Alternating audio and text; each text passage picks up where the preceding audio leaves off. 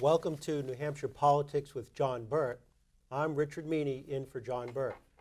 This week, my guest is John Hikel. John is a state representative and he's the chairman of the Goffstown Planning Board. Welcome, John. Hey, Rich. Thank you for having me. Thanks for being here. Yeah, it's a pleasure.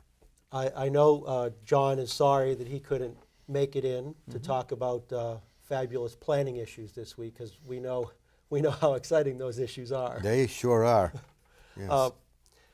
One of the things that happens this time of year is the planning board and the members of the town go through the process where they examine the town zoning ordinance and identify if they want some changes. My understanding is that there are some changes proposed by the planning board and some proposed by the citizens of the town. Can you tell us how that works? Well, some of them, they did come through with, we had some zoning changes that we've been working on, possibly suggestions throughout the past year, where we need to just make minor and some major adjustments to the present zoning. And the other one that the citizens would like to have is it's called a warrant article, and that's a petition that's actually going to go onto the ballot. It's a process that needs 25 signatures of registered voters in Goffstown. And once it has been certified by the election committee of the checklist, it's done, and it goes onto the ballot. Okay. Now, my understanding, I printed them off. There are 13 zoning changes that come from the planning board. And these zoning changes right now, they may or may not end up on the ballot because the planning board needs to vote on these. When is the public hearing for that? January 9th at 7 o'clock in the media center of the high school. And will the planning board vote on the ones to send to the ballot that evening? Yes. Okay. So let's just look at some of the ones that are coming from the planning board before we talk about any petitioned zoning changes. The first one that I was looking at was allowing self-storage facilities. Evidently, right now, we do not have self-storage facilities as a permitted use in any part of the town.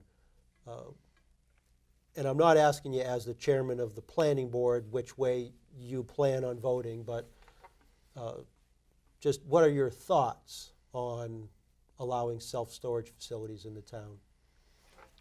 Well, as a business, and I am chair of the planning board, but I do want to also make the distinction that I'm a resident of Goffstown, and I live in the neighborhood of Bernardville. So, but I certainly have an vested interest in the entire town. So, speaking on this, I want to wear two hats sometime. Sure. So, sometime it's going to be just as a citizen of the town of Goffstown, as well as the chair of the planning board, but in no way am I speaking for the entire planning board at any time. Right. Okay. Well, there's, again, self-service storage facilities. There's one in town that I know of that's been there for a long time. It's in an industrial zone. We have another one with a conceptual that came before the board last meeting. They're proposing it to be on Tatro Drive. I'm not against them. It's a business. It's somebody's livelihood. It's an investment that somebody wants to make. It will contribute what it does to the community's general fund. In an increased way, better than land sitting there doing nothing. Just as somebody who enjoys seeing business prosper, as well as the people that control that piece of real estate, I don't see why there'd be anything wrong with it. Okay, so that one looks like it's a good one. I think that's a good one. Then the next one, the next couple, that they involve accessory dwelling units. Accessory dwelling units, my understanding, for example, maybe in your basement or part of your house, you have a mother-in-law apartment. Yes. And currently, you need to get permission from the government to have that mother-in-law apartment. And these two changes that I see, one says, let's allow the size of an accessory dwelling unit to go from 650 square feet to 800 square feet. Mm-hmm.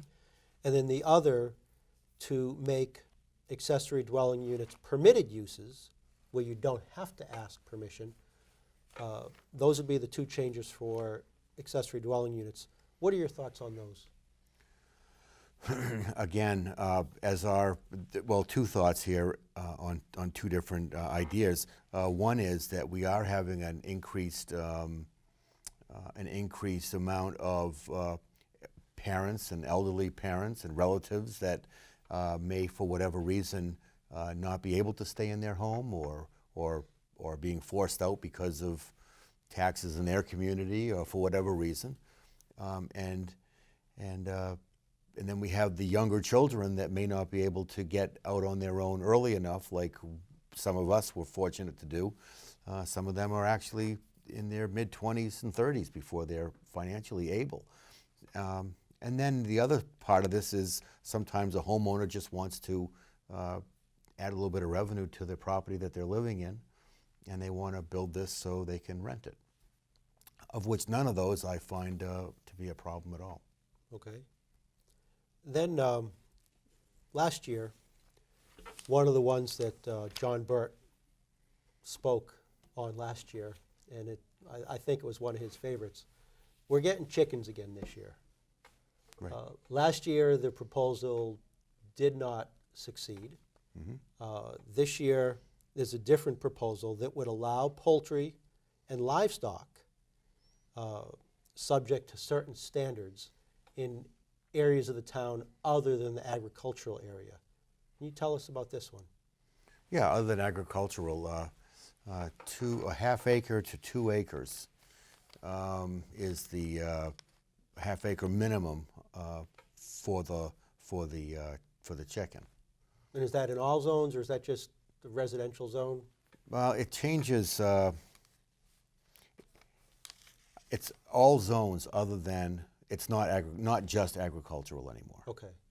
And again, it's chickens. It's not roosters. It's not geese. It's not a nuisance kind of annoying bird that's going to wake up the neighbors. So are roosters specifically excluded? Yes, roosters Yeah. and geese. Okay, so if roosters and geese are Yes. specifically excluded, that means then, for example, if I lived on a 1 acre plot in a residential zone, that I could have chickens. Yes, Okay, if this passes. if this passes. Now, is there a limit in the number of chickens? Could I have 1,000 chickens if I wanted? No, No, no, you could have 5. I could have 5. Now, Right. what this one is this year? I know there was talk in the past of a 6 chicken limit. I know that doesn't exist. It was just a false rumor. I think I was reading, and I don't have the exact number here. Was it 10 chickens that someone could have this year if this passes? Yes, Okay. if this passes, you could have 10 chickens. Okay, Yes. so as long as the primary use of your property stays residential, Yes. and you don't become a chicken, goat, sheep yeah. herder as your primary use of your property, Right. then you'd be okay. Yes, but for personal use of your eggs, and so you can have eggs in the morning and give them to your family and And give them to the neighbors too. give them to the neighbors too. Okay. Keep them happy. So we'll get to see the chickens again this year. Mm-hmm. And does it appear to you to be well written and take into consideration property owners and their neighbors? I think so. Very well written. Yeah. Okay. Yeah. Now, you mentioned to me that there were some petition warrant articles. Do you have any of those that you want to talk about? Well, we have 3 that's coming to the planning board, for instance.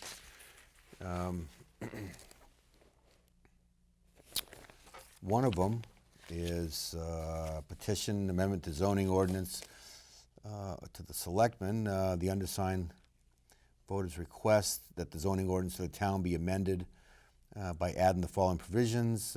You are in favor of this amendment provided by the petition for the town zoning ordinance as follows. To see if the town will vote to amend the zoning district by changing the zoning of map 16 lots 22-2 from agricultural 2 to commercial. And that's a kind of what is sometimes called spot zoning that I've heard folks, even some present members of the zoning board, not necessarily like that idea, but this one in particular seems to be a pretty good use for this particular property. And it seems to me that we've done this in the past. I don't know if it was last year or the prior year, there was a spot zoning warrant on where the zoning of a property that I think is a daycare slash preschool Yes. was spot zoned to reflect its use. Yes. So this kind of thing, it happens, and it is generally been well received. I think it's been this particular concept generally well received. Depends on what it is and who the neighbors are, and Sure. a lot of things that and what the business proposal would be. I honestly don't know if it's been well received. It's probably a 50-50, a mixed kind of and that one, and I want to correct, I thought that said A2, I think I said A. It is not agricultural, it's residential Oh, too. R2, It's okay. R2 to So commercial. I guess you'll find out how well received it is at the public hearing on January 9th. Exactly. We didn't discuss this at the planning board meeting last. Right. We've waited, we've had public notice out. All the abutters and anybody else in the town can come and speak on it, and they're certainly welcome to do it. And that's where the planning board will vote on it, whether to recommend or not for the ballot. Now, I know that anybody who has watched John's show in the past is familiar with the Plan Penardville, the plan, the program, and that was killed by the planning board as an amendment to the master plan. Yes. But I understand that some residents liked a few of the proposed zoning changes that would have come with Plan Penardville. One of them was that Mast Road would become more commercial in nature, with the idea being that if it's more commercial in nature, it would be better for the town.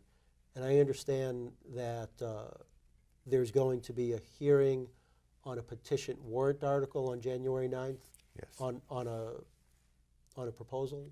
Yeah, there's a warrant article petition that was filled out. It looks like 70 signatures from Goffstown residents. The first 25 on the list were checked off, which is really interesting in itself that they didn't have to look for 30 or 35 or 40. I mean, the first 25 to sign this. So these are people that are registered voters that, whether they think it's a good idea or not, we didn't have to go look any farther than 25, Sure. which says a lot to me. It says a lot of people are either getting more engaged in their government and they're registering to vote, which is a really great thing. So if this warrant article passes, what will it do? Well, I was also on the ad hoc committee for the Plan Penardville, and I sat through those meetings from the very beginning of the Plan Penardville plan being presented to us to voting for it of the ad hoc committee to present it to the planning board, and then I also heard all the testimony at the planning board meeting, and we voted on that as well. There was some great things in that, and we spent $50,000 to come up with this plan, and we hired a consultant out of Kentucky, West Virginia, someplace, not here, but he put together a heck of a book based on the citizens of Goffstown coming together, having several meetings and input, to come up with a plan for Bernardville. That was, some of it was added, some of it was taken away, but what we came up with was a final draft, and Goffstown owns this draft of ideas that that are basically a year's worth of ideas from input from hundreds of Goffstown citizens, which is a pretty good thing to have. And of that was, part of it was to fix the Mass Road corridor from through Bernardville to the Manchester border. And that's what this warrant article looks like it's going to take care of. And how does it fix it? Well, it does several things. One thing, it makes all properties on Mass Road with Mass Road frontage, it zones them commercial. I know that, you know, some of the viewers may not know what that means. It doesn't really mean anything unless you choose to do something of a commercial use with your property. If you choose to live in it as a house, it stays, you're taxed on it as a current use of that house. And if you choose to do something as a commercial use and live there, which is what the Plan Bernardville was kind of hitting on, where you could have a sustainable community where you could actually live and work on your property. And that was one of the main basic functions of Plan Bernardville. So if the zoning is changed to commercial, and I have a house on Mass Road, does that mean I have to change my house to a business or leave, or do I get to? Am I grandfathered in somehow? You're absolutely grandfathered in. You'll still be able to keep that house and live in it, and your taxes will not go up because it's zoned commercial. They can only tax you for the current use of whatever you're using that property for. What it does do is give the property owners flexibility to increase the use of their property if they choose to stay home and work at home, and in a particular business that is a non-permitted use right now. And the good thing about doing it in Bernardville is most lots in Bernardville, we do have a couple. We have one 5-acre lot. We have some that are a little bit larger. But for the vast amount of Bernardville lots where this would actually affect, most of them are 1/4-acre lots, maybe a half. I mean, there are some exceptions, but most of it. So the real benefit to this is you're not going to be having large companies take over this neighborhood because the size of the commercial lot on the frontage of Mass Road will restrict that, and So- anything in back will be a variance or something else.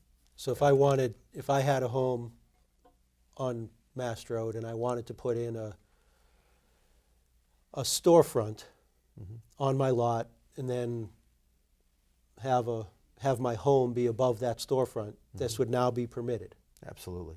Yes, Okay. Yes, you could do it. The business would be permitted. The upstairs would be grandfathered, and you should be able to. You wouldn't have any problem doing that, and that will make for a very prosperous community. That will hopefully attract folks in from other areas that want to do businesses in their home, and they want to be able to live and work and play and educate their children and do everything there without having to go to another location to duplicate what they could do on their own property that they're paying for.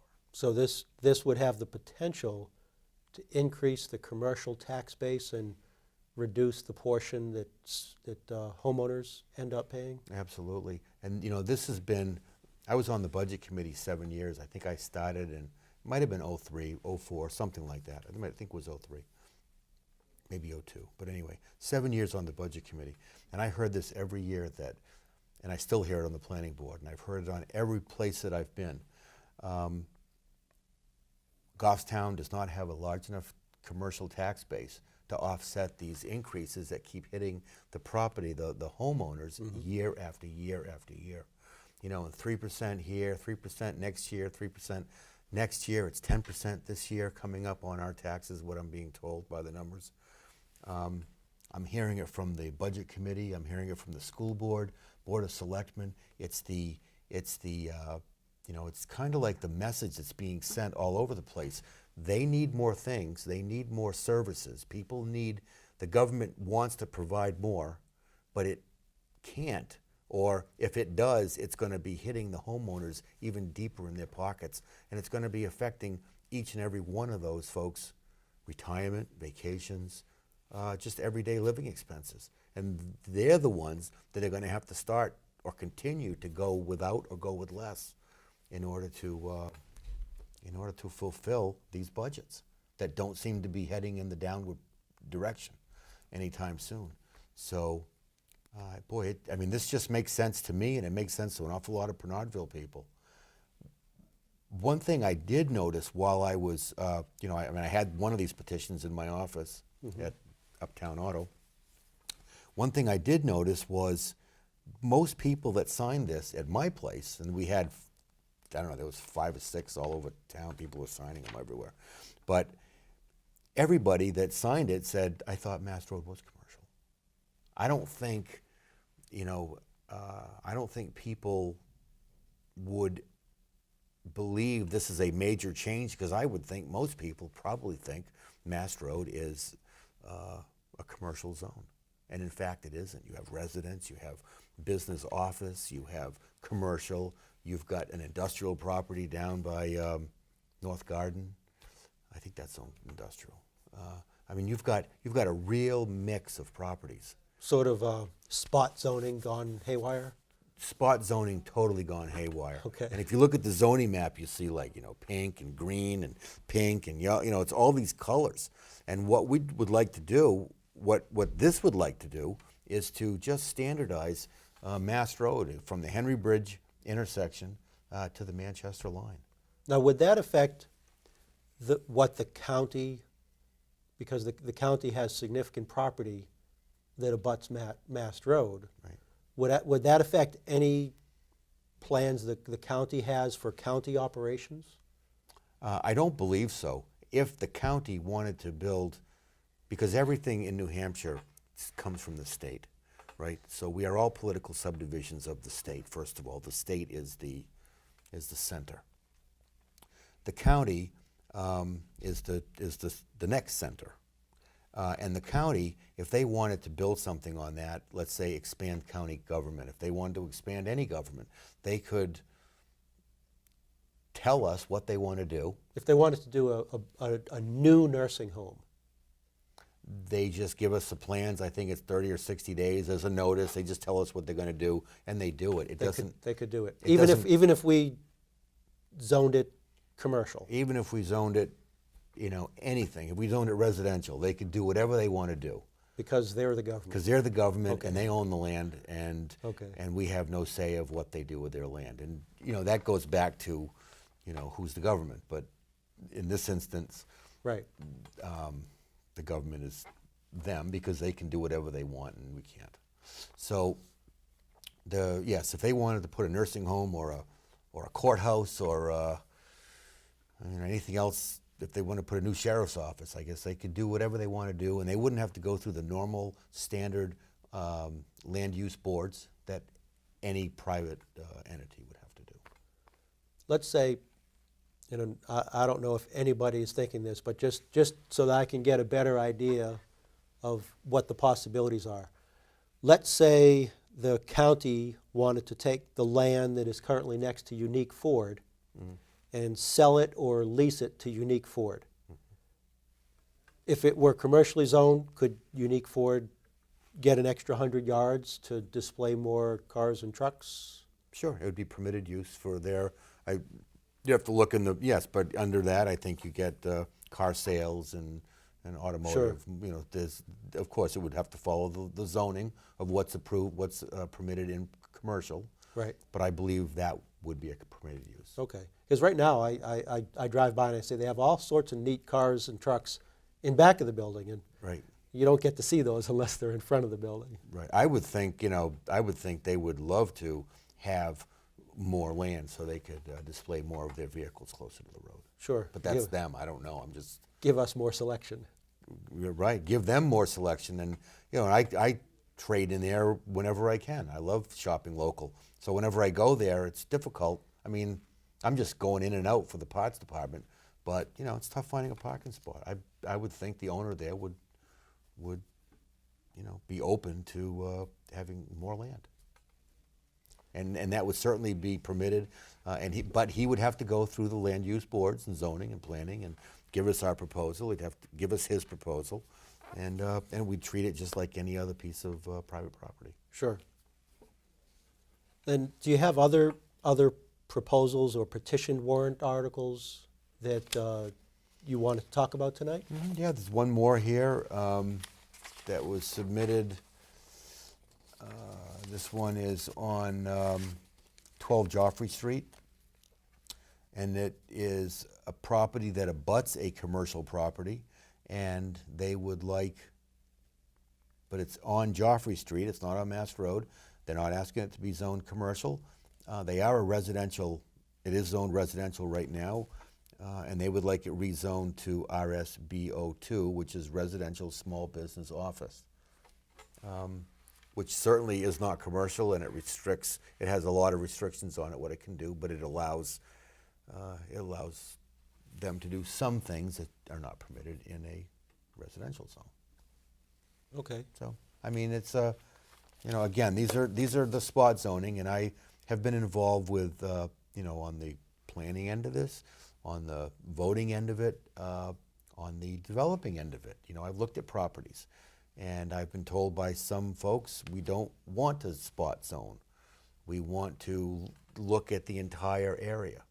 And when Plan Bernardville came around, that was brought up to me again. And the way it was said was, this is an opportunity to look at the entire area and see what changes we can make to Bernardville to make it a more livable, sustainable community for the future. And I think what's going on here with the warrant articles is exactly what the mission of the Plan Bernardville was. Now, I know that March 11th is some time away, and I don't want to necessarily put you on the spot. Light years away. But yeah, it's a long time away. We'll be halfway through the House session by then. Yes, I'm sure you have a lot of bills to vote yes and no on in Concord. But do you plan on running again for planning board? Absolutely. I'll tell you, I've had more enjoyment being on the planning board. And I actually like it probably more than any other elected position that I've held. Better than state rep? Could be better than state rep, because this affects my friends and my neighbors and people around me that really, you know, that affects my community. Our community. It affects us. State, it affects us in a roundabout way. It may or may not. A lot of talk, a lot of voting, a lot of things going on that really sometimes don't matter. When we do something on the planning board, it matters. It matters to our farmers, to our homeowners, to our business owners. You know, it matters to them in a direct way, and we're able to grant them relief for their situation. So they're not sitting around. And I can tell you, when I ran for the planning board the first time in 2010, I think it was, I've been there 3 years now. You know, when I ran for that, one of my campaign promises was Goffstown is open for business. And I said that at the Lions Club candidates night. We are open for business. When people came to our planning board, and when they've been to our planning board over the past, well, especially the past year, but for the past 3 years, it's the people, what they want to do with their property. I think property rights trumps an awful lot of things. And if somebody wants to do something with their property, you know, I'm there to pretty much say, absolutely, go ahead, enjoy your property, and prosper and live however you want to do. Now, So, if that wasn't speech enough, is any other that a reason? speech? Any other? Yes, the. Oh, no, I got a the- speech. If that isn't speech enough, any other reason why you would think people should vote John Hikel for planning board? Yeah, I mean, well, other than a resident, you know, I'm a small business owner. I listen to the folks. most of my customers come in, we talk politics, we talk town government, we talk town activities and things, and state, and I also talk about fixing cars sometimes. So You were work. telling me right before we started today that just minutes ago you had your head up into the bottom of a Volvo or something. Yeah, I was just I was working on a Volvo. I changed the camshaft in a perfectly well-running Volvo. I still always question why somebody does that, but they love their Volvos and they wanted to do something different. But the fact is that an hour before we started taping this, I was in my blue rubber gloves, and I was in my mechanic's clothes, and getting this thing running good, and running the business and making sure everything happens well. But that's how I approach government. And once I figured that out, that's when I think a light went off in my head, that I fix government like I fix cars. I can fix any car. I can do anything that you want done with your car. But if it's not broken, I won't fix it. I'll just watch it. And we'll watch it and we'll wait, because we know that it might break down someday. But as long as it's running right, let's leave it alone. And you want something else to work a little bit better, that's always possible. We can make adjustments. We were talking before the taping started that it seems that some people don't necessarily stay in touch with the voters in Goffstown, and these people are on boards or committees, either appointed or elected. So are you saying then that being a business owner and a resident helps you? Absolutely, and I mean, I have limited resources. I'm not wealthy by any chance. I'm not, I'm planning for my retirement. I'm planning for my, for my vacations. I'm just like, I'm doing what everybody else is trying to do. And when I hear some of the things, I can tell you that all the boards consistently talk about a lack of commercial use in Goffstown. They need more money to do the things that they keep voting to continue to do in a bigger way. And I mean, I don't think that I remember, and I've been here 10 or 11 years now, but I don't remember Goffstown ever having a more friendly planning board to the residents of Goffstown than there has ever been in the past year. And I can tell you that with you and me, Mark and Barbara, Phil, Brian, the mix of us. But I can tell you that there's been some great decisions being made for the betterment of the individual property owners of this town. And that's, I guess, if you want to continue to do that. And when you come to the board, I don't want it to be like Dorothy going to talk to Oz. I don't want, the scarecrow shaking in their boots. I want you to know that this is your town. This is your board. We're here to do whatever we can do. I'm here to do whatever I can do to grant you the ability to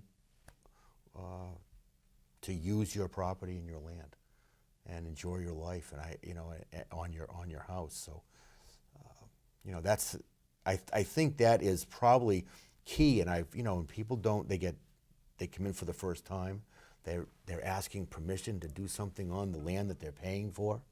Right. Which has always been it's always been a little surprise for me, Yeah. And you don't have to ask me twice, you just need to come and tell us what you want to do, and if it makes sense and if it's legal and you're not damaging polluting the land that's going to pollute your neighbor's land, and you're not, by all means. You're not raising roosters. And you're not raising roosters or geese, that's the key. Unless you're in an agricultural zone. Yeah, right. So, I guess we've had a lot of happy, satisfied recipient or applicants that have come before the planning board this past year. And the planning board is a dynamic, and we have 7 very different personalities on that planning board that have different ideas, and somehow I think we're all focused on doing it for the betterment of the community and the people that live here. Excellent. Well, John, I know that you have other things to do today, So I want to thank you for your time. Thanks for a joining pleasure. me on New Hampshire Politics with John Burt. And I want to thank the viewers for tuning in and listening to us, even though we don't have the star power that John Burt has. Thanks for tuning in, folks. Grampy made this.